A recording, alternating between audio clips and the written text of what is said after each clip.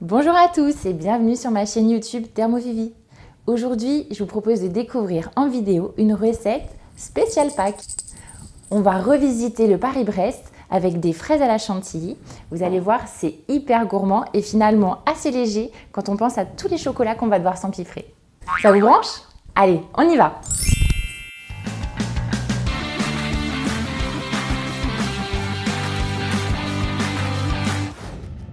Pour la recette de la pâte à choux, il vous faudra 50 g d'amandes torréfiées que j'ai mixées au Thermomix pendant 6 secondes sur la vitesse 5. 150 g d'eau, 80 g de beurre, 20 g de sucre, 120 g de farine et 3 œufs dont un déjà battu. Pour la garniture, il vous faudra 200 g de crème liquide, au moins à 35% de matière grasse, 20 g de sucre glace et du lemon curd. La recette est sur le blog, je vous mets le lien sous la vidéo en barre d'infos. Et surtout, le plus important, 500 g de fraises.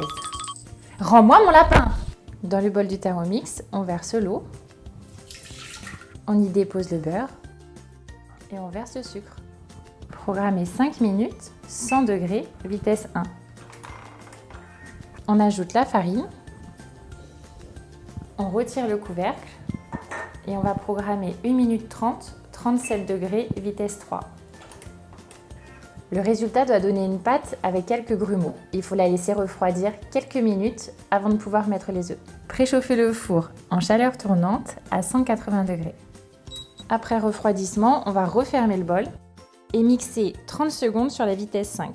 Et sans arrêter le Thermomix, toujours sur la vitesse 5, on va ajouter un œuf toutes les 30 secondes.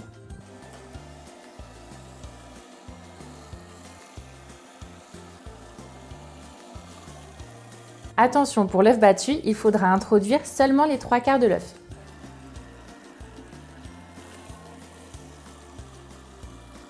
Laissez tourner 1 minute supplémentaire sur la vitesse 5. Et voilà, la pâte à choux est prête. Il faut qu'elle soit bien satinée. On va verser la pâte à choux dans une poche avec une douille de 18.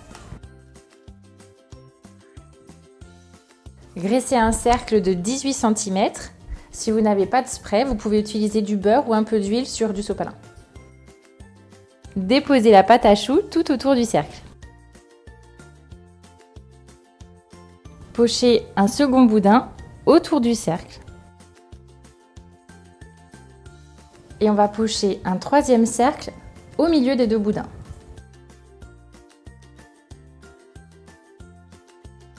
Badigeonnez avec un pinceau le reste de l'œuf tout autour du cercle.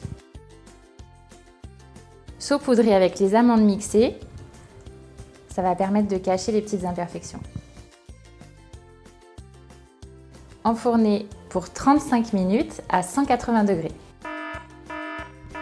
Pour vérifier que le chou soit bien cuit, il faut qu'il soit bien coloré. Et pour éviter qu'il retombe, on va le laisser quelques minutes dans le four éteint et on conserve la porte bien fermée. Je trouve que la chantilly est beaucoup plus ferme quand on la fait avec un batteur électrique. Pour ça, on va verser dans un saladier la crème grasse et très froide. On va tamiser le sucre glace. Un petit conseil, si vous voulez une chantilly bien ferme, vous pouvez utiliser également de la chantifix. Allez, c'est parti, on va monter la chantilly.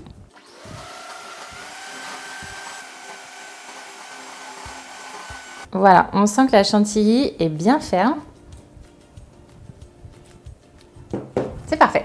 Retirez le cercle et coupez le chou en deux. Séparez les deux couronnes. Pour que ce soit plus pratique, j'ai déposé mon lemon curd dans une poche à douille et on va pocher sur la couronne. Déposez la chantilly dans une poche avec une douille cannelée et pochez en forme de rosace.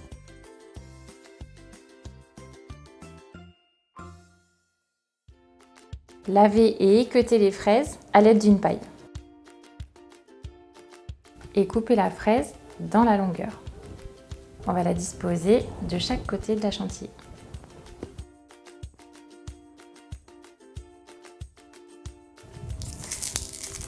Disposez des petits bonbons au chocolat entre les fraises.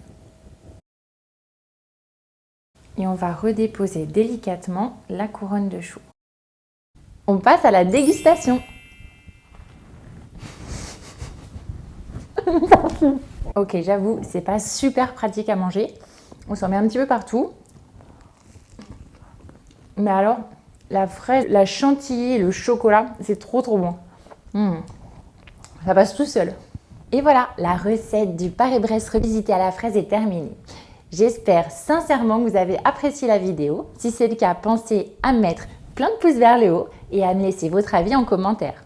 On se retrouve très vite dans une nouvelle vidéo. En attendant, je vous souhaite de joyeuses Pâques et je vous embrasse très fort. Bye bye!